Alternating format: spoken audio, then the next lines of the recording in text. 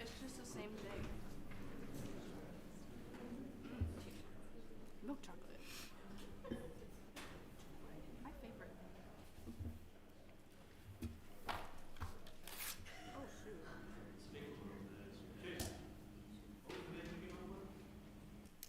I don't think I came up with one. Oh, Taldi.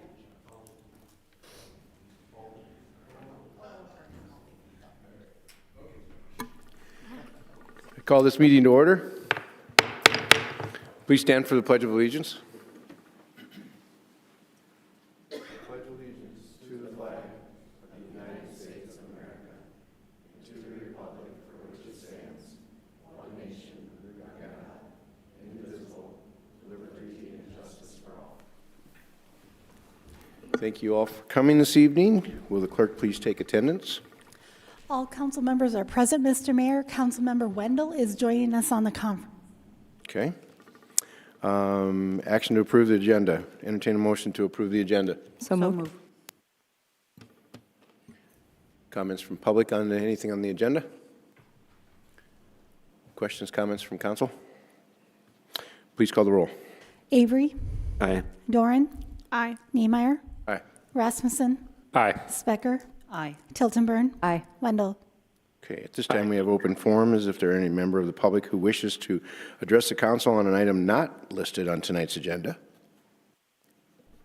Please come forward, state your name and address.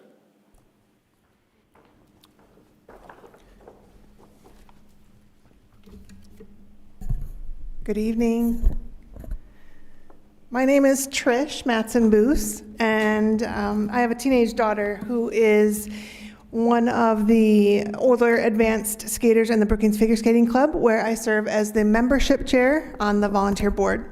I'm honored to be here tonight and just wanted to express my great thanks to the City of Brookings, specifically the Park and Rec Department, Kristen, for support in launching our inaugural session of the Brookings Skating Academy this past January, last month. So for years, there had been discussions about the possibility of the Brookings Figure Skating Club taking over the group figure skating lessons that had traditionally been offered by the Park and Rec Department here in Brookings. But it really seemed like a huge undertaking since our club is a volunteer-run club and our membership had decreased over the years, especially during COVID. However, thanks to the strong growth for the past 3 years, along with support from Park and Rec, we took that leap, and what a success it turned out to be. If I'm not mistaken, our inaugural session, 4 weeks in January, had more than 3 times the number of the registrations that the last Park and Rec group lessons were in the fall of 2024. Skaters ranged in age from 3 to 54 years old, from absolute beginners who had never worn skates to highly advanced skaters.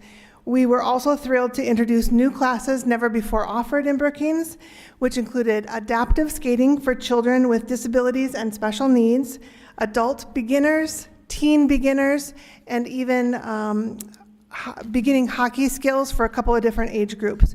Because I think officially you can't join the Hockey Association until you're 5 years old, and then they don't really teach skating, so we had great encouragement from BISA to offer the hockey skating group lessons.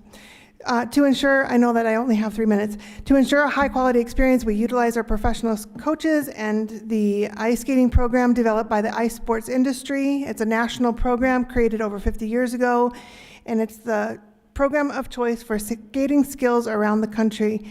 It provides a structured, fun, and progressive learning experience that has taught millions of people how to skate, including many who have gone on to achieve national and international success. The feedback that we received was overwhelmingly positive. Families appreciated the organization, the instruction, the welcoming environment that we provided. Our post-session surveys reflected strong satisfaction, and we've already heard lots of excitement about future sessions. None of this would have been possible without the support of the Park and Rec Department, of course, as a part of the City of Brookings, in making the transition from Park and Rec to the Figure Skating Club, helping with that transition and making it smooth and successful. Your willingness to support us and work with us to develop the program has made a tremendous difference, and we truly appreciate it. That being said, with rapid growth in both our figure skating club and the skating academy now. We have outgrown our available ice time. So we continue to encourage the city to offer additional ice time opportunities. For example, year-round ice, summer ice, which has been discussed. More ice time would allow us to better serve both our members, our club members, as well as the extended figure skating community with camps and clinics and the general public, ensuring that everyone who wants to learn to skate has the opportunity to do so in a safe and structured environment. So thank you again for your support. We hope this partnership continues and that the group figure skating lessons in Brookings continues to grow, allowing even more people to experience the joy of skating. We look forward to many successful seasons ahead. All right, thanks, Trish. Thank you Council, very have any much. comments or questions? All right, Thanks, everybody. wonderful the program. Oh, Holly? I just want to say thank you to you and the volunteers that made this possible. It's exciting to see all the names that are on the thank you card there and extend the thank you to Parks and Rec as well. They do a great job. I mean, one of the adult beginners literally wrote, "Thank you for beginning my skating career at 49 years old. Olympic hope, #Olympic hopeful." So, Councilmember Specker? Yeah, I was just wondering, do you think that the summertime, like having it open year-round, is going to address the need for that extra ice time? well, it certainly has, it would be a great addition to what we have during the school year.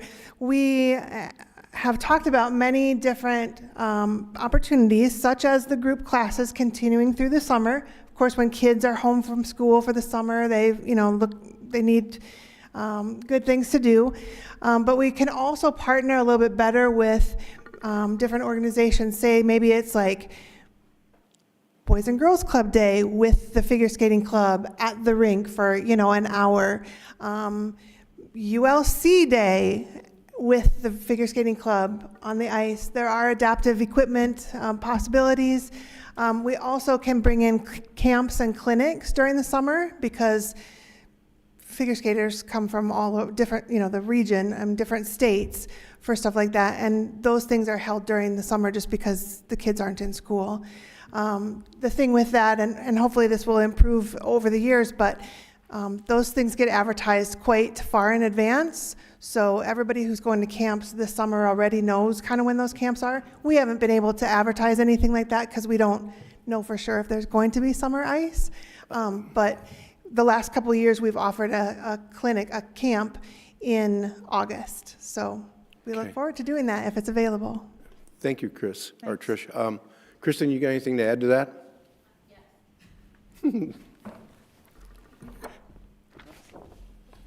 Thank you, Mayor and members of council. We are currently doing a facility assessment to see if the facility can maintain the ice throughout the summer.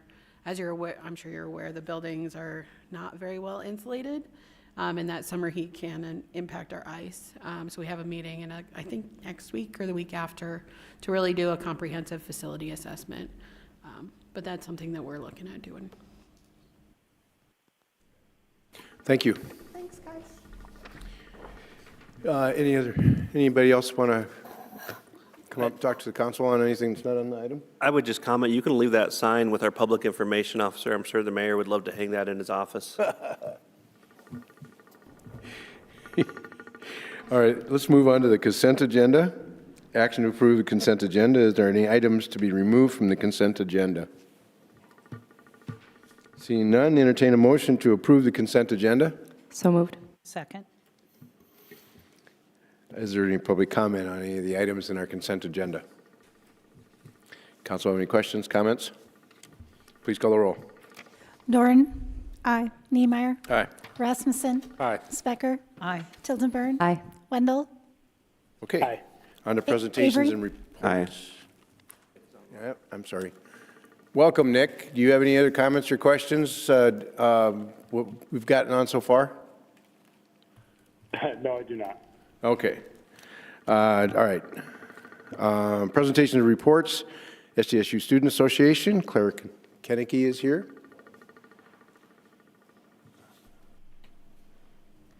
Good evening, Mayor, council members. I don't have much tonight. We've been busy watching legislative session. Last week, February 3rd, the Senate voted to oppose Senate Bill 100, which would allow concealed carry on all of the campuses of the Regental system. We went to Pier yesterday to testify in committee. It was in Senate State Affairs and it passed 7-2, so we'll continue to watch that as it moves through the process. Last night, we chose to oppose House Bill 1193, which is an act to prohibit the Board of Regents from requiring students to live on campus past their first year. That is in House Education tomorrow, and we have a group headed there right now to testify on that. Otherwise, business as usual at SDSU. With that, I'll take any questions. Questions for comments to Claire? Thank you, Claire. Thank you. All right, Brookings Municipal Utility Board, Councilmember Avery. Yes, I attended that meeting on Monday, and again, a lot of information is shared with the council and the community. The primary topics on Monday were a review of their quarterly financial information, and they shared their income statements, balance sheet for the final 12 months, or 12/31 of 2024. Fairly unremarkable, which is what you want, I guess, on a utility. Income and expenses as fairly much as projected. There's a great deal of emphasis being put on the IT department and cybersecurity, looking at, protecting all of our data that the BMU has, and they're upgrading systems and training, and doing a lot with that. I got that from that. One thing that I didn't know about is they do have a scholarship program for Brookings High School students. They give 3 $1,000 scholarships. They've done that for the last several years, so they're going to do that again this year. So all things that when we think of our utilities, it's one of the things, we have so many people in our community that do so much for us. That's one of the things, if it wasn't happening, we certainly know it. When the lights don't come on when we flick the switch and the water comes on and everything works. So it's always good to know that we've got a lot of people out there working to make those things work. So, and that's my report. All right, thank you. Councilmember Rasmussen on Brookings Health. Yeah, so about quarterly, the Brookings Health Board reviews their strategic plan and hears updates about various aspects of their strategic plan. So that was a big part of our meeting last month.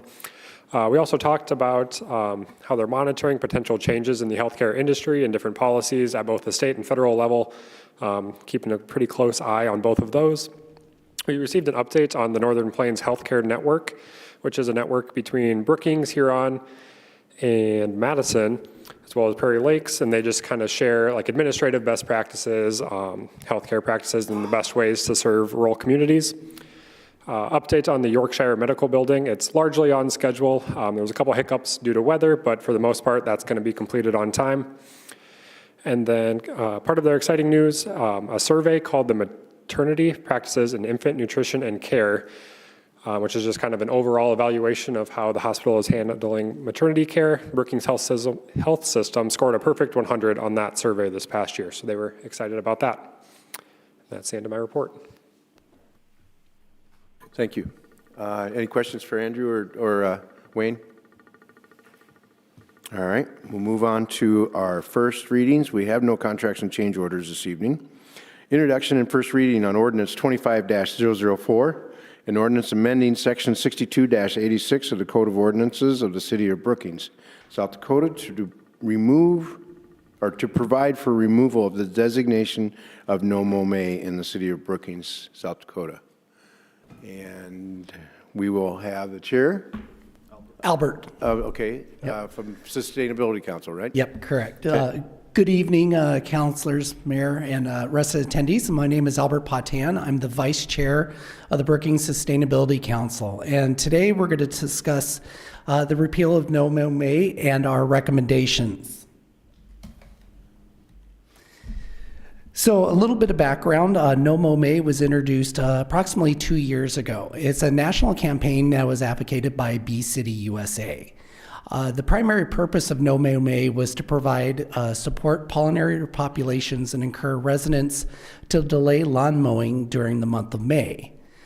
We did see some really good impacts. The greatest impact was increased awareness about pollinators. But during the program, we did see some mixed results and unintended changes. And some of those changes and challenges included proliferation of invasive plant species in unmanaged lawns, negative impact on neighborhood aesthetics, including property values, increased complaints about overgrowing and unsightly lawns, and difficulty in enforcing after the May time period. So based on some of these challenges and results and feedback, there was a listening session that was held back in October of 2024. And as part of that listening session, the Brookings Sustainability Council had some recommendations looking at alternatives to enhance pollinator and enhance education with our native plantings. So based on this feedback, we have the recommendation of approving the repeal of No Mow May provisions and of the Vegetation Management Code and focus on alternative strategies. And these alternative strategies we'll discuss later on. By repealing No Mow May initiatives and focusing on these alternative strategies, there's certain key attributes the city will be able to achieve. The first one is restore lawn maintenance standards, and these lawn maintenance standards would then allow us to reaffirm existing lawn maintenance ordinances.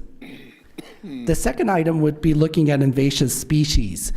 This will allow us to reduce the risk of spreading due to unmanaged lawns. Third attribute is promote alternative pollinator-friendly practices. And these will encourage residents to adopt a year-round practice that will look at these potential pollinator-friendly practices. The fourth element is provide education and resources. And these education and resources would allow us to collaborate with local organizations to educate our residents. And the fifth attribute is evaluate other long-term strategies to help out with pollinator growth. So based on these elements and feedbacks, the Sustainability Council believes, while well-intentioned, No Mow May initiative has presented challenges that outweigh its benefits. Sustainability Council believes the city should explore other sustainable approaches to pollinator conservations that balance ecological goals along with our community needs. Based on that, any questions from the councilors? Council, have any questions, comments? This is just first reading, so Councilmember Tiltonburn. I just want to thank you for the efforts that the Sustainability Council has done to bring this forward and then now reevaluate it. I'm excited to hear more about what the other possible approaches we can take are to continue to support native plants and pollinators in our community. It's something I'm personally passionate about and was very excited about No Mow May when we first heard about it. I think it was great to be able to see more awareness in the community about those things, so definitely not an effort that was wasted, but also appreciate the thought that you've all put into it to address some of the concerns that have happened in the community about it. So thank you for the great insight and the thought that you put into this. Yep, thank you for the feedback. Councilmember Duran. Thank you, Mayor. I would like to reiterate Councilmember Tiltonburn's comments that thank you to the Sustainability Council for their continued efforts around supporting pollinator populations. And I really appreciate that we try to take creative approaches to bringing attention to important issues, such as supporting the pollinator populations. I just wondered, off of the 5 items that you had listed for alternative strategies, are you prioritizing doing more research on any of them, or are they all kind of being explored at the same time, or what does that look like? That's a great question. In looking at our proposal that will move forward, there's actually going to be a good combination of many of these attributes, including the community education outreach, which will tie into some of the things homeowners can do to maintain their lawn, but also which will tie into invasive species, which will also tie into different plantings with native plants. So it's kind of a holistic approach to looking at controlling some of these attributes. Sure, thank you. And I really appreciate that because it sounds like it is still very thoroughly researched. And I like that it is a holistic approach. You really came with a comprehensive solution for these alternative strategies, so thank you. Yep, thank you. All right. Okay, we'll see you a little bit later in the meeting. Yes, Thank sir. you. Thank you. All right, second readings of public hearings. Item 9A, public hearing and action on ordinance 25-002, an ordinance amending Chapter 94 pertaining to the creation of a new zoning district, civic district, and associated supplemental regulations. Mike Struck, our Community Development Director, will present this item. Thank you, Mayor and members of the council. This is ordinance on a new zoning district to be added to the city's ordinance. Civic zoning, this was intended to target some of those more public civic type uses that traditionally are associated with large land masses that maybe don't necessarily always fit in one of our traditional zoning districts. Right now, a lot of times when you look at a number of some of our public facilities, they're actually probably located in a residential district. And so that can create some pause or concern to neighbors or just the community members. So we felt that creating a civic zoning district be more geared towards the city and our other entities like the school district, the county, or if there's any state facilities that would like to, follow along with that. Through some of the research, what we found though is other areas that had something very similar to a civic district have a tendency to hold these public facilities to a higher standard. So we think that we've accomplished that with some of the basic setback and lot area and height restrictions. But there's also parts that can also be controlled through some of the design process as well. So anything that would be located along one of our commercial corridor districts, we'd be subject to that provisions as well. But even just being a public facility, typically there's a pretty extensive public input process when you start looking at potentially new uses going into these districts. So with that, there was a really good discussion with the Planning Commission and staff as we developed these. It does come to you as a 6-to-1 recommendation from the Planning Commission, and I'd stand for any questions you may have. Thank you, Mike. Entertain a motion to approve. So moved. So moved. Been moved and seconded. Is there any public comment on this item? Council questions, comments? Councilmember Duren. Thank you, Mayor. I have one question. So as noted in the Planning Commission, I know there was a question around if it would affect existing properties, and you had talked about how it would be transitioning over time. Could you give an overview of what that transition looks like? So initially, we would offer it to any of our other entities that would fall within the category, but we're not going to force people or force locations to come in. Probably start first with the city and look at our parks facilities and some of our other public facilities and look at what the zoning is and what is it, how they would fit with the civic zoning. And we could do a rezoning, kind of a large rezoning at that time and take into those facilities. But if like the school district wanted to bring in some of their facilities at the same time, we could certainly incorporate that as well. When it gets into like churches would be eligible, they're probably more on a case-by-case basis, and they're going to look at it and say, look at the pros and cons and make that determination of what is beneficial for them long-term. At the current time, many of these uses would still be allowed within the existing until we remove those uses from those existing zoning districts. They'd be able to still continue to allow new ones in there, but once they're removed, then they would become a non-conforming, so then they're limited on their expansion opportunities. Then it might gravitate towards the civic zoning district. Sure. Okay. Thank you. And I would also just like to express my appreciation, like we had just talked about with the previous item, of trying creative approaches based off of feedback that you receive. I really do appreciate the work that everyone has done on this item. Thank you. Nick, do you have any questions or comments on this item? I do not. Okay. Please call the roll. Rasmussen. Aye. Specker. Aye. Tilden Burn. Aye. Wendell. Aye. Avery. Aye. Doran. Aye. Niemeyer. Aye. All right, item 10, other business. Item 10A, action on resolution 25-013, a resolution authorizing the naming of Market Street and Prime Place. Mike Struck, our Community Development Director, will present this item. Thank you, Mayor. So under our city ordinance as well as state statute, authority rests with the city council to name streets. Typically, this is done through the platting process, and the names are included on the actual plat. We had a unique situation come in out in kind of the Brookings Marketplace area where through the platting process, the private road that would run west of Lefevre and kind of divide the two southern lots from the anchor tenant to the north wasn't labeled on the plat itself.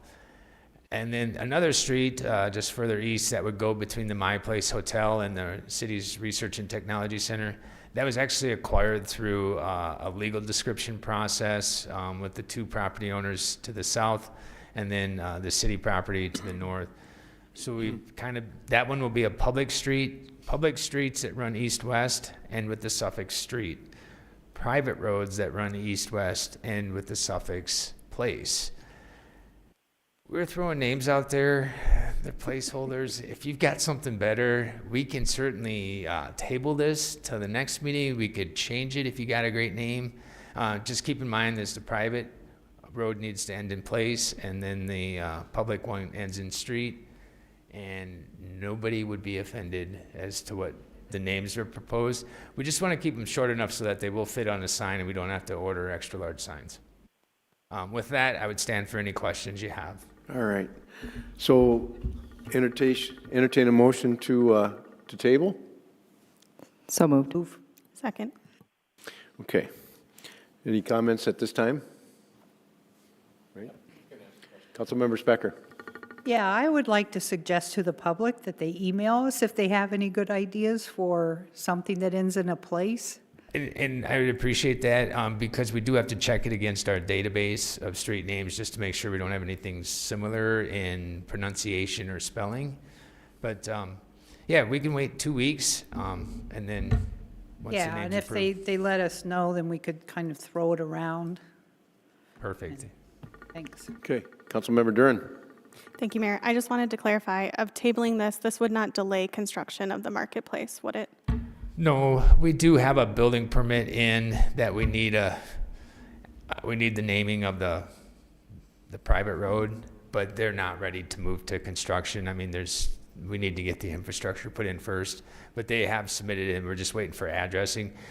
The preference would be to get a name that everyone agrees upon in place first because we don't want to do an address notification change. That can the utilities don't like us.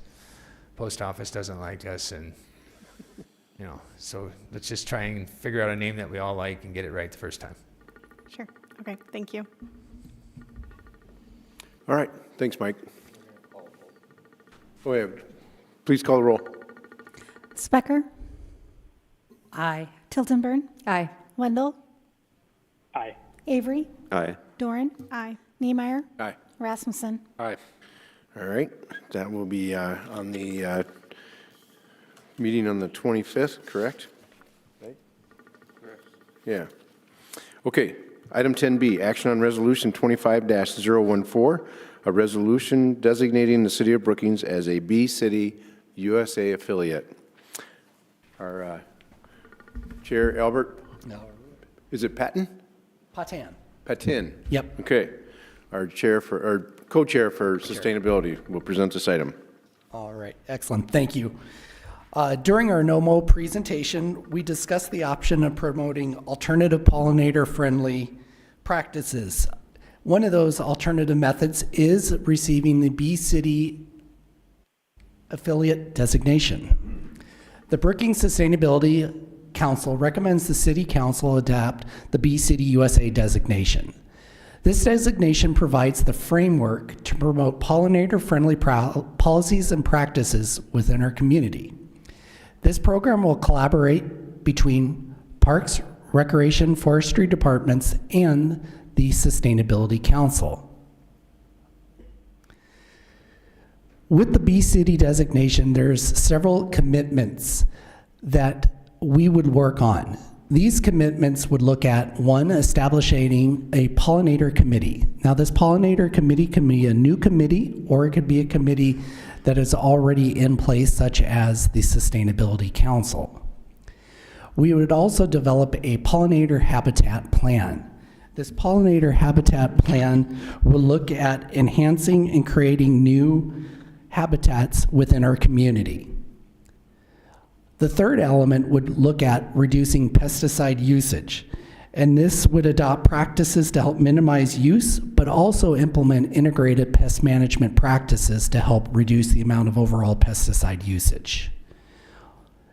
The Bee City plan would also implement a hosting educational outreach events, so continuing on the plan of educating our community, giving them the resources to help them achieve these pollinator-friendly practices. Through the Bee City designation, we would also have a city acknowledgement. This acknowledgement would allow us to communicate that we are a bee city. And the last element would be the annual reporting. Through this annual reporting, we'd be able to communicate the practices and procedures that we've implemented through the city to help our pollinators. So next steps. The application process would include a $200 fee. There would be an annual $200 fee as well. The costs and responsibilities associated for applying for Bee City USA status would be shared by the Brookings Sustainability Council and the Brookings Park and Recreation Department. So in conclusion, the Sustainability Council believes that adopting the Bee City USA designation aligns with our city goals in promoting environmentally sustainability, enhancing community well-being, and fostering ecological resilience. As a council, we recommend the City Council approve this initiative to ensure a thriving future for our pollinators and our communities. Okay, thank you. Any questions, comments? Actually, I want to say entertain a motion to approve first. So moved. Second. All right, public comment on this item? All right. Bree, you have questions, comments? I do. Thank you, Mayor.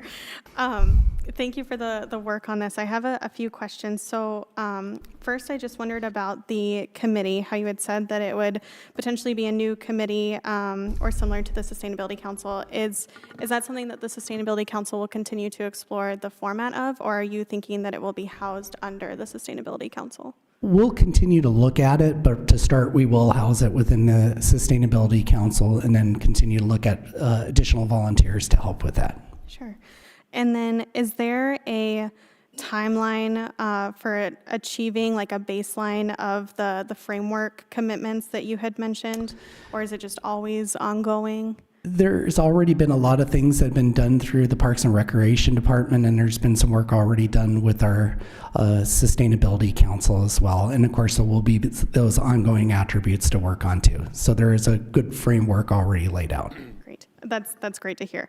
My final question is, I was just wondering if you knew of kind of an overview of what support or resources Bee City USA has to offer once we, if we enter into this agreement? That is a great question. I'd have to go back and look at it. There is multiple different references they have on their website, but outside of the website information, I would have to go back and research that. Sure. Well, I look forward to the continued efforts on this. This is very exciting. Thank you. Thank you. Councilmember Specker. Yeah, so if we're spending money on it, it seems like it would be nice to give back the public something, and I think this gets along with what Bree was talking about. And the one bullet that I see is developing the plan. Is that plan, like, is there going to be a plan that a homeowner can use that, you know, lists the pollinator plants that are native to this area, or something tangible? And also, this is maybe more for Kristen, is last year we had the native species, the native plant reimbursement program. I was just wondering if you could talk about that and the tree program, and is that going to happen in 2025 as well?